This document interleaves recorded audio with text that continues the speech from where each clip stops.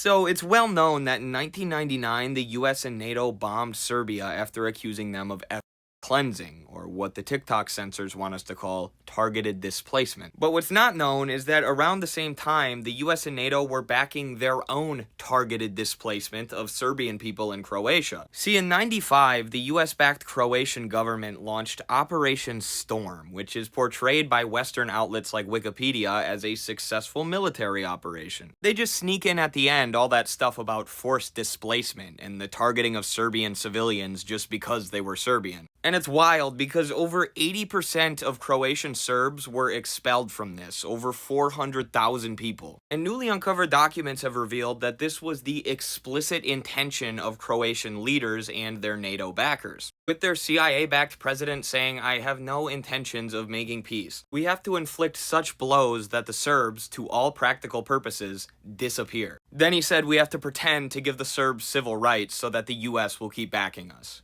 Nice. And despite knowing their intentions, the US offered the Croatian government thousands of combat vehicles and enough weapons to arm 100,000 soldiers. And that's basically what they did, allowing the Croats to launch a horrific attack against the Serbian population, as the CIA worked with their secret police to expel Serbs from their homes and whatnot. And remember, this is the same war where the US accused the Serbs of genocide in order to bomb the crap out of Serbia, even though they were never able to find enough evidence to actually prove it and convict them. Although most Americans think that Serbia was convicted because of the way that it was portrayed in the media. Any articles about Serbian leaders at the time start out by accusing them of war crimes or targeted displacement. And yet they portray something as horrific as Operation Storm as some heroic military victory. And that's not even getting into the US's backing of ethno-nationalist groups all across Yugoslavia in the 1980s, which led to the Yugoslav wars. The CIA and NATO created a lot of this chaos in order to destroy socialist Yugoslavia. And yet they want you to believe that they stopped the genocide by bombing the crap out of Serbia's factories and power plants and water sanitation facilities.